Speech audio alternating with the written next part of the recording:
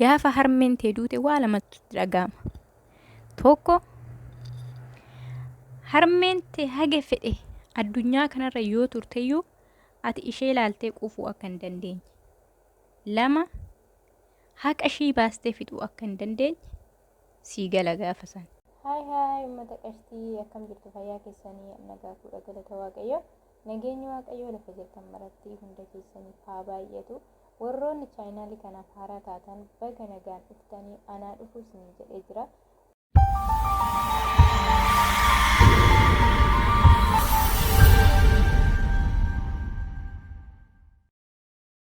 Har'a viidiyoo gabaabduu ishii kan barumsa qabdu isinii qabadhee dhiyaadheera. Viidiyoo kan koo haga dhumaatitti daawwadhaa jechuun affeerra kooti. Gamoolumaan jireenya kee keessatti akka eebeluu maafa fooqii ijaarrachuu dadhabee, xiyyaara bitachuu dadhabee, makiina bitachuu dadhabee jettee of hin cinqin. Yeroo waan akkanaa cinqiin akkanaa kun sitti dhufu mee waan nama waan nyaatu dhabee, waan uffatu dhabee karaarra taa'u isaan san yaadadhuutu of tasgabbeessi. Hunda dura maafa fooqii ijaarrachuu dadhabee, maafa makiinaa bituu dadhabee jechuurra fayyaa kan fayyaa naa kennitetti, waaqayyoon kan fayyaa naa kennitetti galatoomi jettee waaqa kee galateeffachuu qabda. Maaliif oonaan jettee meeqa isaantu odoo akka keenya kanatti hojjetatee bahee galuu barbaadu, meeqa isaatu algaarra ciisee jira. Kanaafuu yeroo wanni akkasii cinqiin qabeenya kusinitti dhuftu isa dhibamee akka keenya kanatti bahee galuu dadhabee, isa karaarra taa'ee waan nyaatu dhabee harka namaa eeggatu isaan sana yaadadhaa. Jireenya kee keessatti akka eebeluu maafa fooqii ijaarrachuu dadhabee, xiyyaara bitachuu dadhabee, makiina bitachuu dadhabee jettee of hin cinqin. Yeroo waan akkanaa cinqiin akkanaa kun sitti dhufu mee waan nama waan nyaatu dhabee, waan uffatu dhabee karaarra taa'u isaan san yaadadhuutu of tasgabbeessi. Hunda dura maafa fooqii ijaarrachuu dadhabee, maafa makiinaa bituu dadhabee jechuurra fayyaa kan fayyaa naa kennitetti, waaqayyoon kan fayyaa naa kennitetti galatoomi jettee waaqa kee galateeffachuu qabda.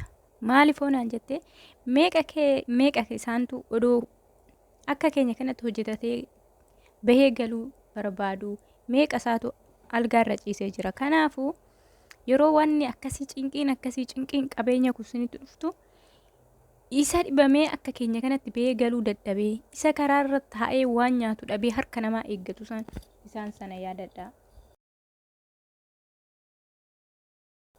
Addunyaa kanarratti gaafa harmeen tee duute waa lamatu dhaga'ama. Tokko harmeen tee haga fedhe addunyaa kanarra yoo turteyyuu ati ishee ilaaltee quufuu akka hin dandeenye. Lama haqa ishii baastee fixuu akka hin dandeenye sii gala gaafa san. Kanaafuu ammumarraa kaa harmee teessan jabeeffadhaa. Haqa ishii baastee fixuu dadhabdus baqa harmee keessan jabeeffadhaa. Haga lubbuudhaan jirtu kanatti harmee keetii waan gaarii yaadiif, harmee keetii waan gaarii godhiif siniif gala miti. Gaafa harmeen lubbuudhaan darban wayya oduun akkas gochuu baadheeraadhe, wayya oduu akkana godhe jechuurra gaafa isaan lubbuudhaan jiran kana harmee kan keessan gammachiifadhaa. Harmee kan keessan waaqayyoon umurii isaanii siiniif haa dheeressu siniin jedha. Inni biraa immoo jireenya addunyaa kanarratti aduu fi halkan illee wal duraa duuban dhiitee bariiti. Jireenyis akkasuma. Har'aa fi kaleen tokko muti. Yoo obsa qabaanne akkuma aduu fi halkan wal duraa duuban dhiyee bari'u jireenyi kan keenya illee hin jijjiiramu. Jireenyi beenzila. Ati qorannaan yaaddoon isaa ibidda. Ati obsinaan immoo bishaan. Haga feeti.